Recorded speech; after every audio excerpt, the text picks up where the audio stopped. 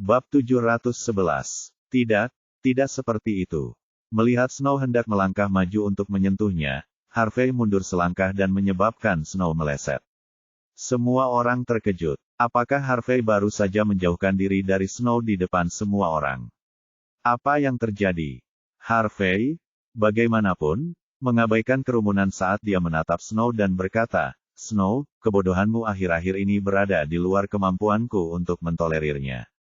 Berhenti menggunakan namaku untuk melakukan apapun mulai sekarang. Tidak ada apa-apa lagi di antara kita." Apa? Salju terkejut. Dia sama sekali tidak menyangka Harvey akan mengatakan hal seperti itu hanya karena dia sedang mengajari perempuan jalang itu, Norah. Tidak ada yang tersisa di antara kita. Maksudmu, aku bahkan tidak bisa berada di sisinya sebagai pacar. Jangan, Harvey, tolong, jangan. Apapun kelemahan saya bisa mengubahnya. Salju bertanya padanya. Namun, ekspresi Harvey dingin. Kamu tidak bisa mengubah kebodohan. Harvey yang biasanya ramah mengatakan sesuatu seperti ini, semua orang tercengang. Harvey belum pernah bersikap acuh tak acuh terhadap seseorang sebelumnya.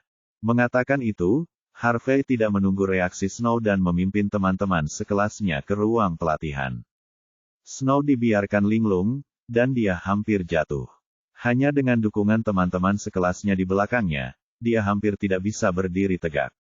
Ketika Stanley melihat kejadian itu, dia hanya bisa menghela nafas. Itu semua adalah perbuatan Snow sendiri, dan itu di luar kendalinya. Segera, semua orang kembali ke ruang pelatihan dan menggunakan aula untuk pelatihan berdasarkan jadwal yang diatur oleh Stanley. Dalam perjalanan pulang, Lulu mau tidak mau berkata kepada Nicole, "Aku tidak menyangka kita bisa menonton drama seperti ini hanya dengan datang ke gym yang bersih."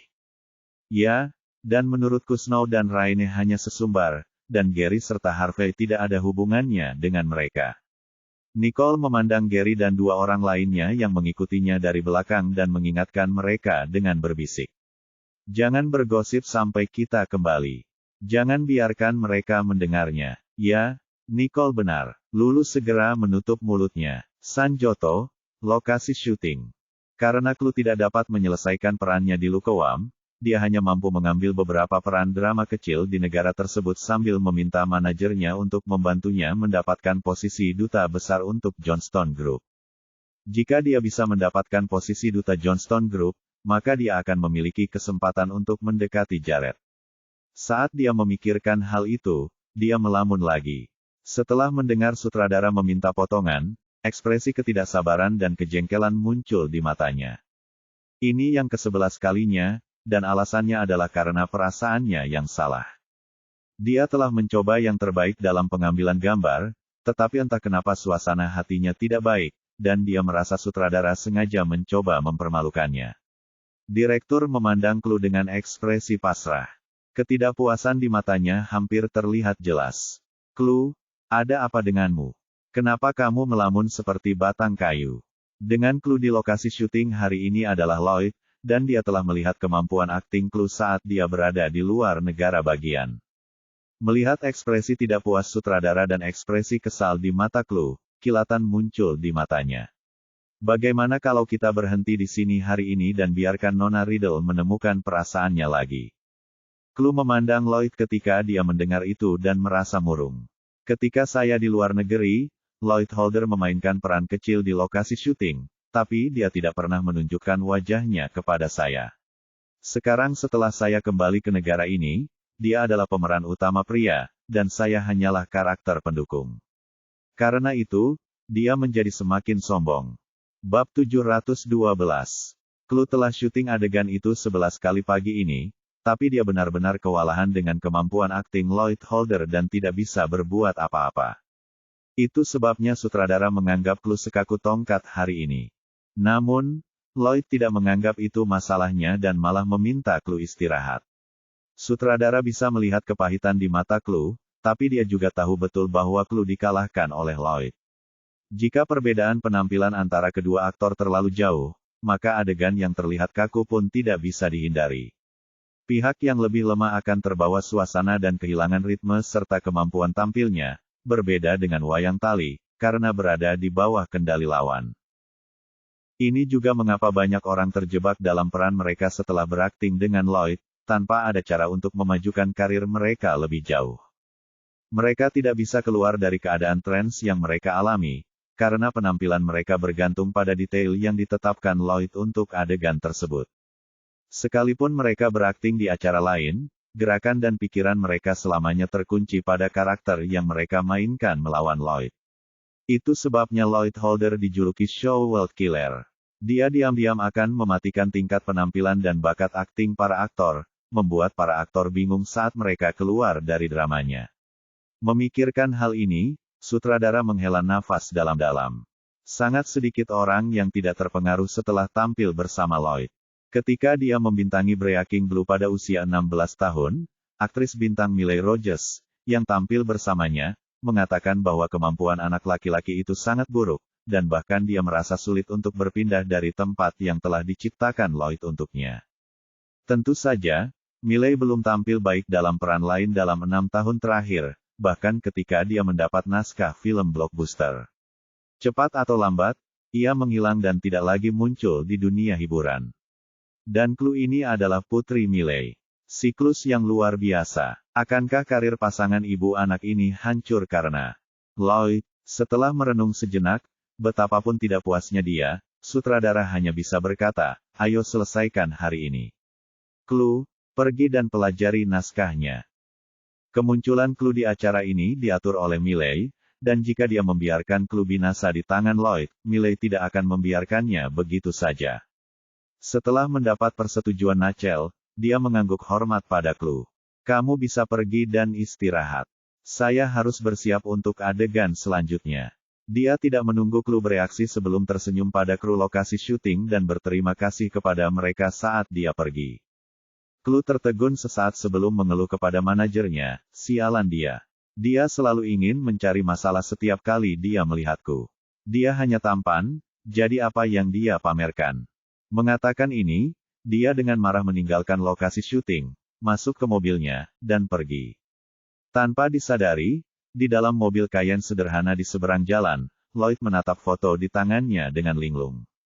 Duduk di seberangnya, seorang wanita memandangnya dengan penuh minat. Dia sedang merokok, asap menutupi wajahnya. Setelah menghela napas dramatis, dia berkata, Lloyd, kamu membuat marah seorang aktris lagi. Kamu belum dalam kondisi prima akhir-akhir ini. Siapa yang bisa membuatmu begitu tidak sehat? Orang yang berbicara adalah manajernya, Anna. Tangan Lloyd yang sedang membelai foto itu berhenti sejenak. Dia adalah orang yang sangat penting bagi saya. Sambil merokok, Anna bergumam kecil. Siapa orang itu? Apakah dia wanita muda yang kamu temui di pesta kemarin? Dia pergi ke pesta hari itu, tapi dia hanya melihat sisi wajah Nicole. Tangan Lloyd tiba-tiba berhenti ketika matanya yang cerah bergetar perlahan. Cahaya di matanya terpancar langsung ke foto di depannya. Bab 713.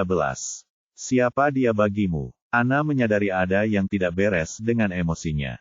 Lloyd selalu bersikap tenang dan kalem, dan dia tidak akan gemetar sedikit pun seperti ini. Pandangan ragu segera muncul di matanya. Mungkinkah dia orang yang selama ini kamu cari? Anna hanya pernah mendengar tentangnya sekilas dan tahu bahwa Lloyd telah mencarinya, tetapi dia tidak tahu siapa dia.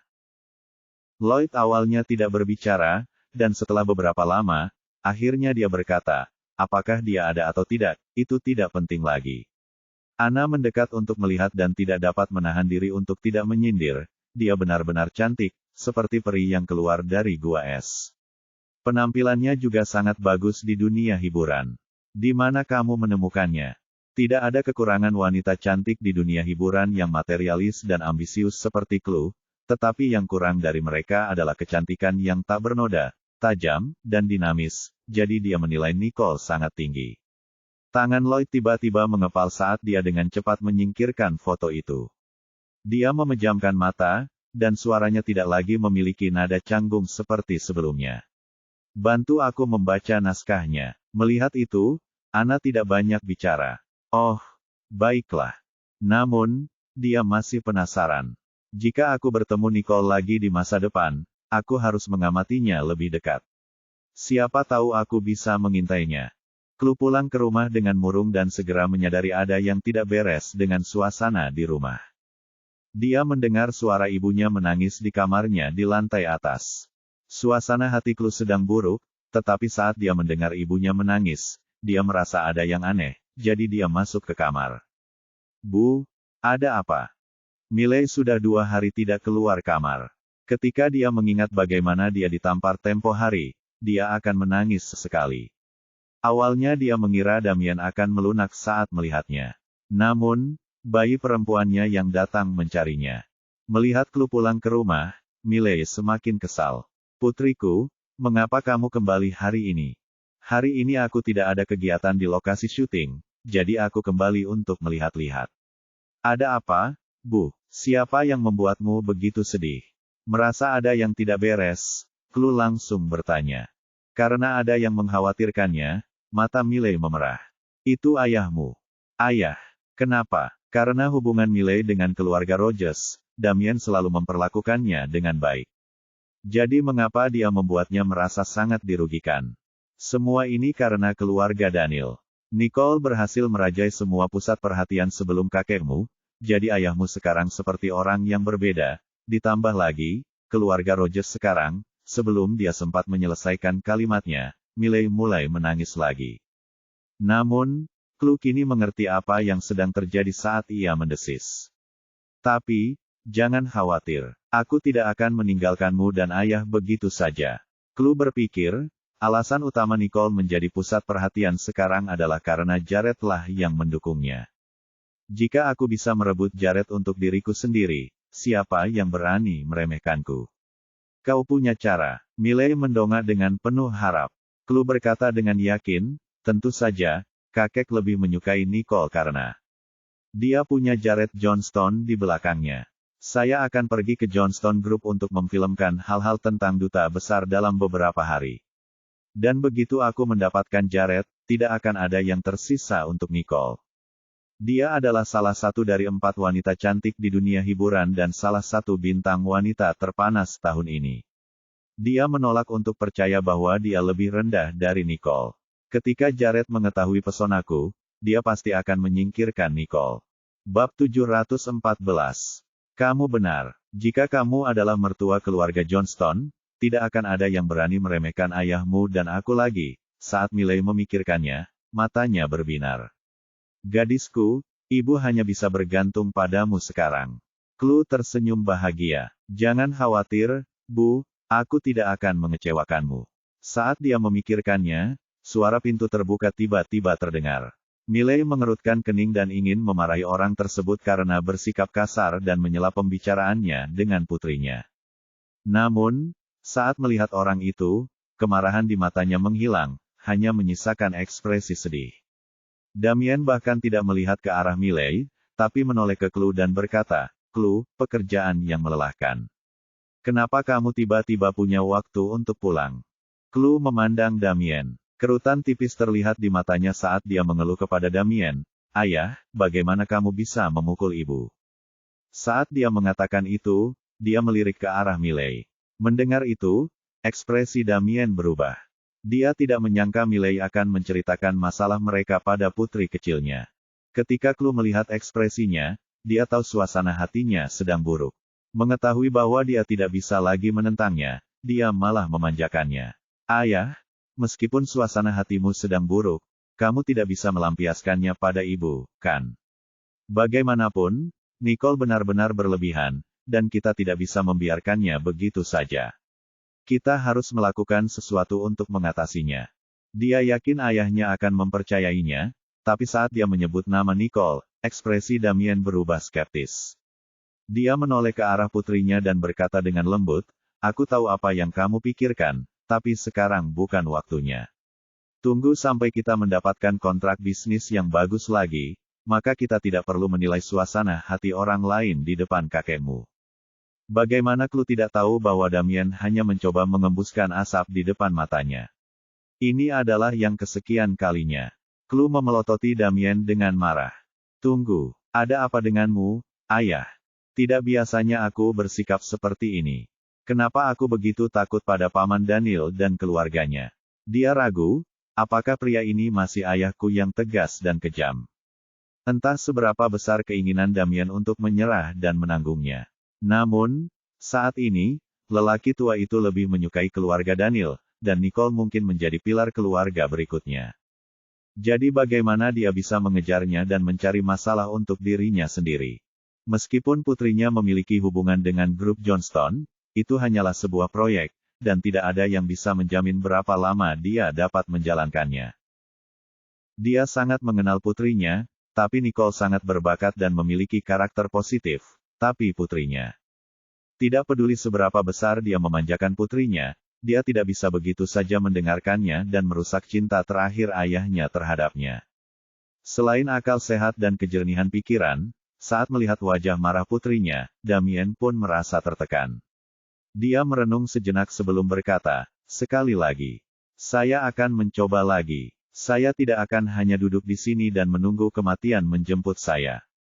Damien berpikir, orang tua itu terlalu mempercayai Daniel sekarang, dan aku tidak bisa berbuat apa-apa. Ketika Chloe mendengar perkataan Damien, meskipun dia merasa sedikit tidak puas, dia tahu bahwa ini adalah batas kompromi Damien. Jadi dia tidak mendorongnya lebih jauh dan hanya duduk di sana dengan cemberut. Melihat ekspresi putrinya, Damien merasa sedih. Dia hanya memiliki satu anak perempuan dan memanjakannya setiap hari, dan Chloe belum pernah mengalami keluhan seperti itu sebelumnya.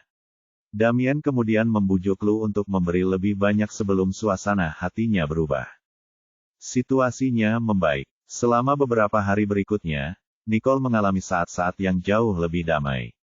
Selain latihan harian, ia tidak memiliki aktivitas lain. Setelah latihan, Nicole dan June pergi ke kantor guru bersama untuk melaporkan kemajuan latihan selama beberapa hari terakhir. Mereka tidak menyangka bahwa Kennedy duduk di depan meja Louis seolah-olah dia adalah penjahat yang menunggu interogasi.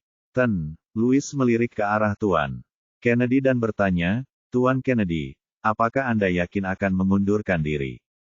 Bab 715. Nicole dan June mendengar kalimat itu ketika mereka berdiri di luar kantor dan saling memandang. Pada saat ini, Kennedy tidak lagi memiliki senyum bahagia seperti biasanya saat dia memandang Louis, nadanya terdengar agak tidak berdaya. Saya sudah memutuskan. Tolong tanda tangani, Pak Louis. Wajahnya terlihat sedih, namun dia juga tahu bahwa dia telah sangat mempermalukan dirinya sendiri sehingga dia tidak bisa lagi tinggal di sekolah ini.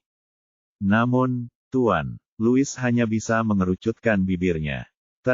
Kennedy, Anda mengundurkan diri tepat setelah Anda meninggalkan jabatan. Mengapa? Bagaimana jika Anda menyesal di kemudian hari? Tuan Kennedy memiliki kerabat di Dewan Direksi Sekolah, dan Tuan Louis bisa dibilang berusaha menyelamatkan mukanya. Namun, Tuan Kennedy berkata dengan muram, jangan khawatir, saya tidak akan menyesalinya. Karena dia mempermalukan dirinya sendiri seperti itu, tidak ada kerabatnya yang mau berbicara dengannya lagi, tidak peduli seberapa dekat mereka sebelumnya. Dia tahu betul bahwa dia masih bisa menjadi guru yang baik di Royal Creek Institute dengan kemampuannya, tapi dia baru saja mempermalukan dirinya sendiri tanpa ampun. Selain itu, BPK, Louis dan Emerson yang selama ini sengaja dibuli, kini berkembang pesat. Karena dia pikir hari-harinya di sana tidak akan tertahankan, dia hanya bisa pergi. Melihat dia telah mengambil keputusan, Lord Louis berdiri dan tersenyum. Kalau begitu aku akan menyetujuinya. Sambil mengatakan hal tersebut, dia mencap dokumen tersebut tanpa memberikan waktu kepada Kennedy bereaksi. Kennedy terkejut. Dia tidak tahu bahwa Tuan Louis akan mencap dokumen tersebut sesegera mungkin. Dia sebenarnya sedikit menyesalinya di dalam hatinya, tapi sekarang sudah terlambat. Kennedy menghela nafas sambil mengambil surat pengunduran dirinya yang diterima dan pergi. Namun, saat dia berbalik, dia melihat Nicole dan June di dekat pintu. Ketika dia melihat Nicole, murid Kennedy menyusut seolah dia takut melihatnya. Nicole meliriknya dan tersenyum. Kennedy, pergi lagi setelah kamu baru saja kembali.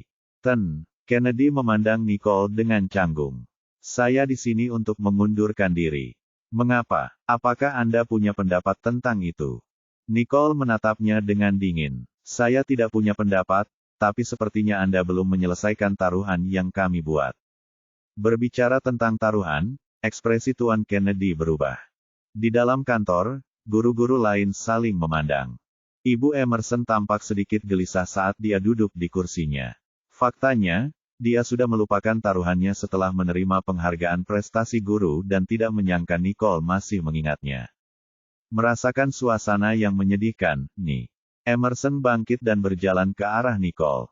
Nicole, lupakan saja. Namun, Nicole menggelengkan kepalanya. Taruhannya dipasang oleh dia, dan saya tidak memaksanya untuk bertaruh. Tuan Kennedy, saya yakin Anda tidak ingin dikenal karena melanggar janji, bukan? Anda, Tuan Kennedy tidak menyangka Nicole akan menyudutkannya bahkan pada level ini. Aku bukan guru di sekolah ini. Anda tidak berhak meminta saya meminta maaf di depan umum. Begitukah?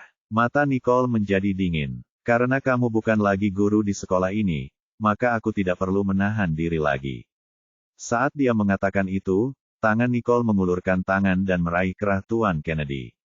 Tuan Kennedy berkeringat banyak. Saat dia meronta, dia bertanya, kamu, apa yang kamu coba lakukan?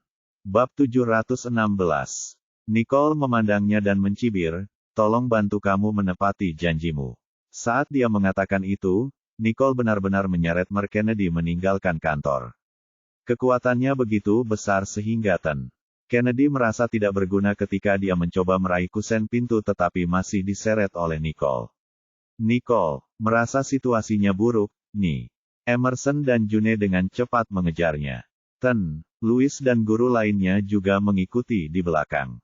Ketika Tuan Kennedy dicengkeram oleh Nicole, keringat dingin mengucur dari dahinya dan dia benar-benar ketakutan. Nicole, apa yang sedang kamu lakukan? Biarkan aku pergi. Kalau tidak, aku akan. Dia mencoba meraih tangan Nicole, tetapi dengan satu tangan, Nicole memutar lengannya, menyebabkan dia menjerit kesakitan. Aarrgh. Sebaiknya kamu tidak membuatku marah. Mata Nicole tampak seperti dia akan membunuhnya, dan itu membuat Tuan Kennedy tegang. Siapa sebenarnya gadis ini? Bagaimana dia bisa sekuat itu? Tanda seru. Bahkan sebagai orang dewasa, aku bukan tandingannya. Tidak lama kemudian, Nicole menyeret Kennedy ke ruang siaran dan melemparkannya, sambil berkata, Anda tidak perlu meminta maaf secara terbuka, tetapi Anda harus menyiarkan permintaan maaf Anda. Jika Tuan Kennedy ingin mengundurkan diri, Nicole tidak akan menghentikannya, tetapi dia harus meminta maaf atas semua tindakan kasar yang telah dia lakukan terhadap Miss Emerson. Tuan Kennedy masih ingin melarikan diri. Namun, ketika Nicole meliriknya, Kennedy sangat ketakutan hingga dia tidak bisa bergerak dan hanya bisa mengangguk. Aku akan minta maaf. Nicole mengangguk dan mengejek. Teruskan saja. Tuan Kennedy tidak punya banyak waktu untuk memikirkannya ketika dia dengan cepat mengambil mikrofon dan mengatur volumenya. Semua guru lainnya berkumpul di luar ruang siaran untuk melihat apa yang dikatakan Pak Kennedy. Pada saat ini, Kennedy tidak lagi peduli untuk menyelamatkan mukanya saat dia menyalakan mikrofon dan berkata dengan gemetar, saya tidak menghormati Nyonya Emerson saat itu, dan saya meminta maaf padanya, sayalah yang kejam dan kejam. Bu Emerson, dia adalah guru teladan sejati. Tuan Kennedy memandang Nicole dan sangat ketakutan hingga dia sedikit pingsan. Melihat bagaimana Nicole menakuti Kennedy sampai saat ini, Emerson senang dan sedikit tersentuh dengan apa yang dilakukan Nicole. Kini, semua penyesalannya telah mereda dan dia merasa puas. Hanya setelah Tuan Kennedy mengoceh saat meminta maaf, Nicole membiarkannya pergi sambil berkata, pergi. Dia tidak punya waktu untuk membuang waktu dengan Tuan Kennedy ada di sini. Namun, waktu sangatlah berharga. Ya, Tuan Kennedy segera bangkit dan lari. Ketika semua orang melihatnya melarikan diri, mereka tidak bisa menahan diri untuk tidak bersorak ketika cambuk itu akhirnya dilepas. June keluar dan memandang Nicole. Wow, Nicole, itu keren. Nicole jelas merupakan orang pertama yang melakukan apa yang dia katakan. Namun, Nicole tampak cuek. Karena dia bukan lagi guru sekolah, dia tidak berbeda dengan siapapun di masyarakat. Saya akan mengajar siapapun yang dia ingin pelajari dengan cara apapun yang saya anggap cocok. Saat itu, Ibu Emerson keluar dari kerumunan dan berbisik kepada Nicole, "Terima kasih, Nicole. Setelah hari ini, tidak ada yang berani mengganggunya dan Nicole lah yang memberi contoh bagi semua orang." Nicole memandang ke arah Emerson dan tersenyum. "Tidak apa-apa. Anggap saja sebagai ucapan terima kasih atas semua pelatihan yang telah kamu berikan padaku." Ibu Emerson sedikit terkejut sebelum akhirnya berhasil menahan tawanya. "Merupakan suatu berkah bagi saya untuk memiliki siswa seperti Nicole." Orang lain yang berpikiran sama adalah Martin. Setelah melihat Nicole di rumah keluarga Riddle saat itu, entah kenapa dia teringat pada Nicole. Sedemikian rupa sehingga dia sedikit linglung selama beberapa hari terakhir. Bab 717. Pada saat ini, eksperimennya gagal lagi, dan Martin Wians mengeluarkan suara "tes" yang kesal saat laporan eksperimen di tangannya dicetak. Faktanya, eksperimen tersebut hampir sepenuhnya terbentuk. Jika berhasil, ia pasti mendapat kesempatan untuk bergabung dengan laboratorium medis tercanggih di Yamenia dan menjadi salah satu talenta medis terbaik di laboratorium tersebut. Mungkin dia bahkan bisa bertemu dengan penyembuh ajaib yang dibicarakan keluarga Rogers, karena itulah level yang dia impikan untuk dicapai. Dikatakan bahwa dokter adalah orang berbakat yang kembali dari luar negeri, dan keterampilan medisnya adalah puncak dari profesi medis. Di usianya yang baru menginjak 21 tahun, ia telah mencapai puncak profesi medis Sanjoto. Di Sanjoto, kecuali Joyce, yang setara dengannya, Martin belum pernah bertemu orang seperti itu sebelumnya. Kali ini, dia awalnya satu tim dengan Joyce, dan eksperimennya telah mencapai fase paling kritis. Jika mereka berhasil melakukan terobosan, berarti mereka dapat membawa segalanya ke level berikutnya dan memberikan kontribusi yang sangat signifikan terhadap kemajuan dan arah generasi dan rekombinasi sel. Namun, siapa sangka tiba-tiba menjadi tersesat dan terus melakukan kesalahan.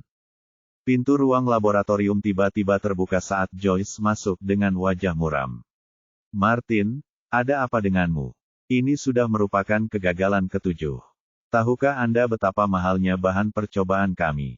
"Maaf, Martin memang komandan inti eksperimen tersebut, dan dia tidak bisa lari dari tanggung jawabnya, jadi dia hanya bisa menerima kesalahannya."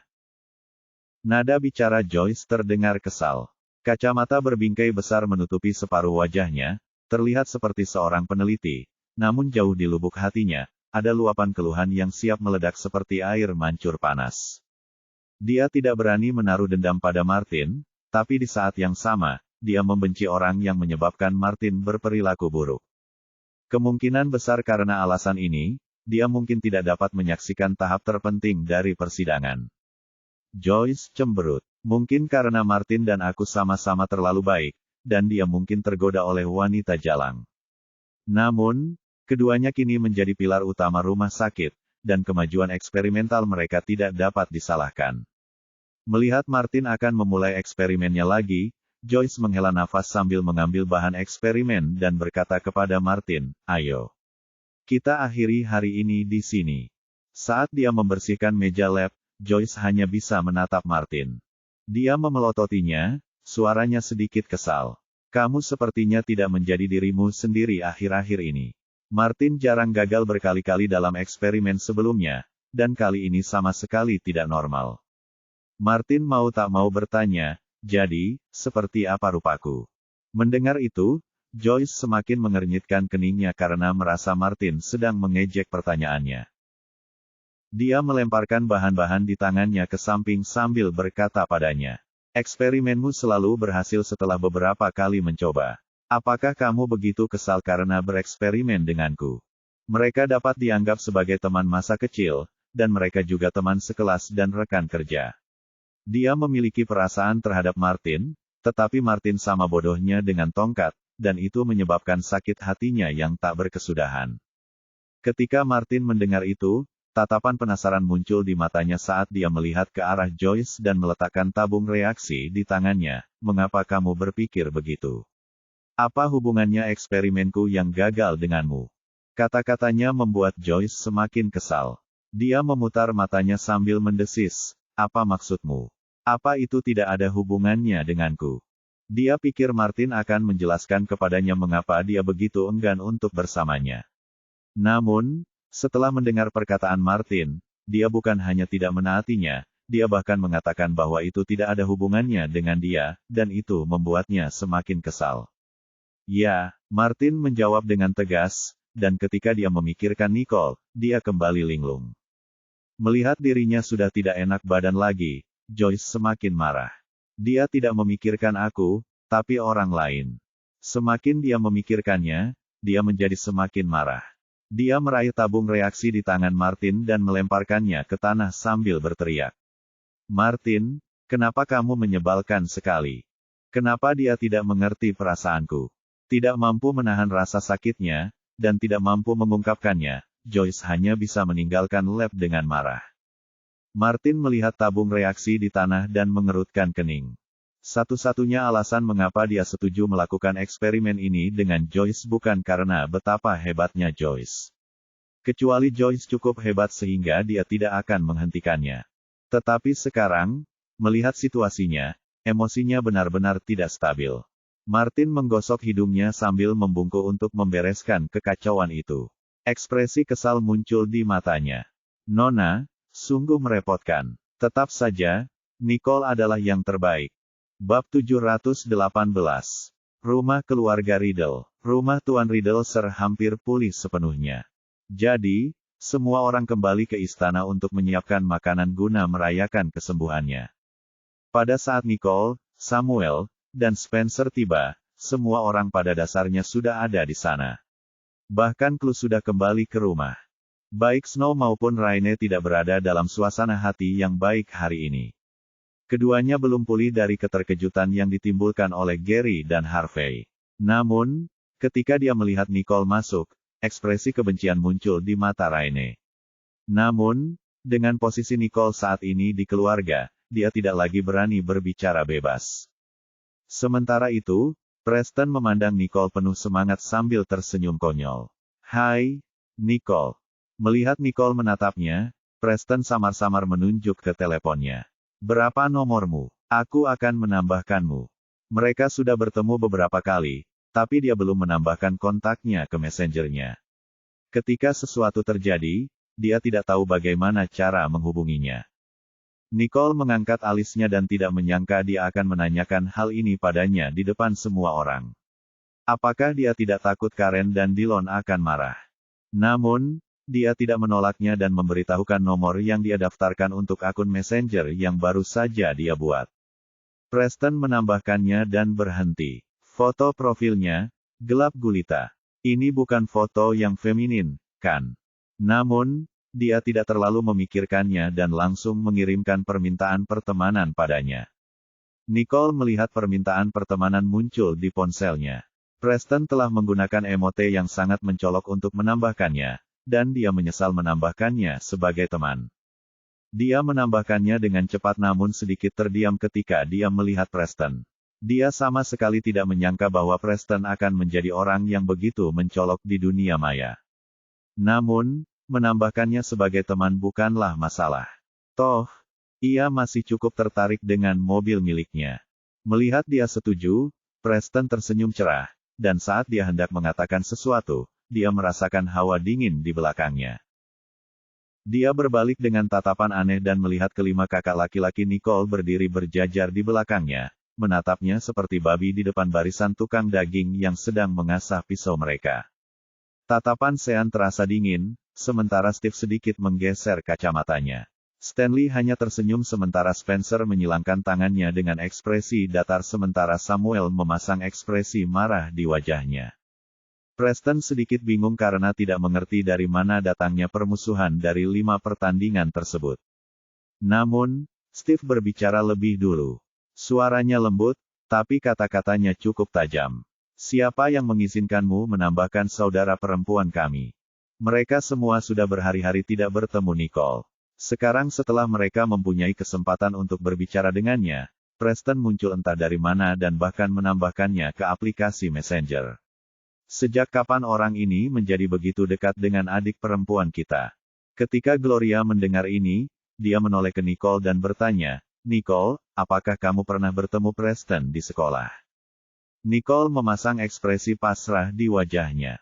"Saya tidak hanya bertemu dengannya, saya bahkan membantunya memecahkan masalah. Ya, saya sudah bertemu dengannya beberapa kali. Preston orangnya santai sekali," katanya. Namun, Stanley menganggap adiknya pasti tertipu karena Preston tampaknya lebih tidak bisa diandalkan dibandingkan Samuel. Preston, yang tidak menyadari bahwa dia sedang dipandang rendah, berkata dengan polos kepada Gloria. "Bibi Gloria, Nicole adalah sepupuku, jadi tentu saja aku akan menjaganya di sekolah." Gloria merasa sedikit canggung, lagi pula, mereka tidak pernah akur dengan Dillon dan keluarganya. Namun entah kenapa, Preston memiliki hubungan yang cukup baik dengan Nicole, dan itu mengejutkan. Bab 719. Bahkan Snow dan Raine pun terkejut. Mereka mengira Preston sudah bertindak terlalu jauh, mengabaikan ancaman ibunya dan menjadi begitu dekat dengan Nicole. Mereka melihat Nicole sebagai perempuan jalang tak tahu malu yang merayu saudara-saudaranya. "Itu saja, bisakah kalian semua? Ayo makan." Tuan Riddlesir segera menyela, mengetahui bahwa Karen akan memarahi Preston. Semua orang menundukkan kepala dan makan, dan semuanya menjadi sunyi. Saat makan, Pak TK Sir melirik Nicole sekali. "Nicole, karena kamu dan Jared saling mencintai, sekaranglah waktunya untuk menikah." Keluarga Johnston sangat memperhatikan keluarga mereka, jadi dia berpikir untuk menikahkan mereka. Hah? Nicole tidak menyangka Tuan Riddlesir akan menyebutkan ini. Dia bingung, tidak tahu harus menjawab apa. Daniel melihat rasa malu putrinya dan tersenyum. "Ayah, kenapa kita tidak membiarkan Nicole memikirkannya saja? Lagi pula, ini bukan hanya tentang dia, dan dia setidaknya harus membicarakannya dengan Jared." Semua orang iri pada Nicole setelah mendengar itu. Mata Chloe penuh dengan kecemburuan, dan dia tidak bisa menahan diri untuk tidak berkata, "Kakek, Nicole hanyalah siswa kelas 11. Tidak pantas baginya untuk bertunangan di usia yang begitu muda, dan itu akan mempengaruhi studinya. Dia tidak akan membiarkan Nicole dan Jared bertunangan terlalu cepat, dia tidak akan punya peluang jika mereka melakukannya." "Kamu juga benar." Hanya Tuan Sir menyadari bahwa usulannya tidak dipikirkan matang-matang. Nicole melirik Chloe dan berpikir sejenak. "Kakek, aku akan membicarakan hal ini dengannya." Sepertinya itu hanyalah masalah lain baginya, seolah hubungannya dengan Jared cukup dekat untuk membicarakan apapun. "Baiklah, sebaiknya kamu bergegas. Keluarga Johnston adalah keluarga terhormat. Aku tidak perlu mengkhawatirkanmu jika kamu bisa menikah lebih awal." Tuan Riddlesir tersenyum, dengan tulus berharap Nicole akan bertunangan secepatnya. Wajah Chloe menjadi gelap, dan dia merasakan bahwa Tuan Riddlesir bias. Raine dan Snow sangat cemburu. Kenapa kita semua dicampakkan sementara Nicole akan menikah dengan pria sebaik Jared? Snow berusaha keras untuk menahan emosinya, tapi Raine benar-benar lepas kendali. Dia tiba-tiba berdiri dan berkata, "Kakek, kamu terlalu berat sebelah. Sudah berapa lama Nicole dan Jared berpacaran hingga tak sabar menunggu mereka menikah. Bagaimana denganku?" Karen tidak menyangka putrinya akan berbicara seperti ini dan segera menariknya ke samping. "Raine, apa yang kamu bicarakan? Apakah kamu punya pacar?" Raine sedikit tertekan. Semua orang di keluarga tahu bahwa saudara perempuannya dan Harvey berpacaran, dan tidak ada yang peduli dengan kemajuan dia dan Gary. Sambil mengertakkan giginya, Raine berkata, "Ya, saya sudah lama menyukai Gary, dan saya juga ingin menikahi Gary." Konyol, wajah Tuan Riddlesir berubah. "Kenapa aku tidak tahu tentang ini? Apakah Gary menyukaimu?" Wajah Raine langsung berubah muram setelah mendengar pertanyaan itu. Dia tidak tahu bagaimana cara memberitahu mereka bahwa Gary benar-benar menghindarinya selama beberapa hari terakhir. Tuan Riddlesir, dan semua orang mengerti apa arti diam. Nicole dan Jared sedang jatuh cinta. "Kamu harus mencari tahu di mana posisimu di hati Gary sebelum memberitahuku hal ini," desis Riddlesir, dan memerintahkan semua orang untuk melanjutkan makan malam. Raine menatap Nicole dengan penuh kebencian. Dia selalu percaya bahwa jika bukan karena Nicole dan Gary yang memainkan karakter utama pria dan wanita bersama-sama, Gary tidak akan mencampakkannya. Dia mengira segalanya berubah karena Nicole. Aku tidak akan membiarkan Nicole mendapatkan semua yang dia inginkan. Bab 720. Nicole tidak peduli dengan Snow dan Raine. Setelah makan, dia menyalakan layar ponselnya untuk mengirim pesan teks. Saya kembali ke kampus. Aku akan menjemputmu. Pihak lain menjawab secara bersamaan. Nicole melihat jawabannya dengan senyuman di matanya, seolah dia merasakan keinginannya. Oke. Kemudian, dia memasukkan kembali ponselnya ke dalam sakunya sebelum berdiri dan mengucapkan selamat tinggal kepada Mer Riddleser dan lainnya. Kakek, Jared akan menjemputku. Aku akan kembali ke kampus. Baiklah, nikmati waktu kalian bersama. Tuan Riddleser menatap Nicole sambil tersenyum. Senang rasanya melihat Nicole menghabiskan waktu bersama Jared, semakin lama, semakin baik. Nicole mengangguk lalu berbalik dan pergi. Dia melihat sebuah mobil berhenti di depannya dengan Jared di dalamnya segera setelah dia keluar dari gerbang Riddle Mansion. Dia menatapnya dan tersenyum menyipitkan matanya. Apakah kamu merindukanku hari ini? Nicole tersenyum. Ya. Jared melihat senyuman cerah di bibirnya, indah dan mempesona. Sepertinya kamu sangat merindukanku. Tapi kenapa kamu tidak mengirimiku pesan? Dia hanya menerima satu pesan teks darinya dalam beberapa hari terakhir. Nicole terkejut sesaat seolah dia tidak menyangka akan mendapat pertanyaan ini. Bukankah kamu bilang kamu akan sibuk? Dia tidak tahu harus berkata apa setelah mendengar jawabannya. Jared merasakan dadanya sesak karena frustasi. Saya bilang saya akan sibuk, tapi tidak sampai pada titik di mana saya tidak bisa menjawab panggilan atau membaca pesan. Anda tidak pernah mengirimi saya satu pesan teks pun. Itu kejam. Dialah yang selama ini berinisiatif untuk menghubunginya, namun selama beberapa hari terakhir, dia sengaja mencoba melihat apakah Jared akan menghubunginya. Jared menunggu dan kecewa, dia tidak pernah mengambil langkah pertama. Klaus memandang Nicole dengan tatapan penuh perhatian. Jared sangat peduli padanya, dia bahkan bertanya kepada seorang gadis mengapa dia tidak mengiriminya pesan. Nicole menghela nafas. Baiklah, lain kali aku akan mengirimimu pesan. Dia sangat pendiam dan tidak suka mengganggu orang lain. Namun, dia mengerti saat Jared memberitahunya. Dia merasa jauh lebih baik setelah mendengar jawabannya. Dia membawanya ke dalam mobil dan memeluknya, mengabaikan jika Klaus sedang melihat. Aku merindukanmu. Jared sangat peduli pada seorang wanita untuk pertama kalinya. Klaus berkata pada dirinya sendiri untuk berkonsentrasi pada kemudi dan terus menatap lurus ke depan.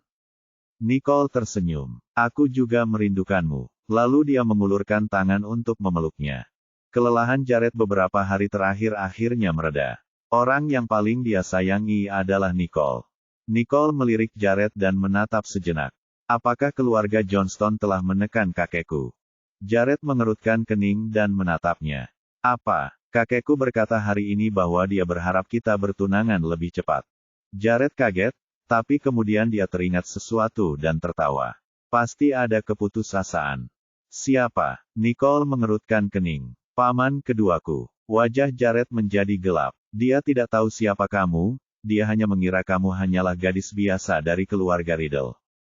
Paman keduanya menginginkan Jared dan Nicole menikah agar Jared tidak terikat kontrak pernikahan dengan keluarga lain, dan mereka tidak takut padanya lagi. Karena tidak mengetahui identitas Nicole yang sebenarnya dan apa yang dapat dia lakukan, mereka mengira telah membuat taruhan terbaik. Tanpa mereka sadari Jared akan mendapatkan harta karun jika menikah dengan Nicole.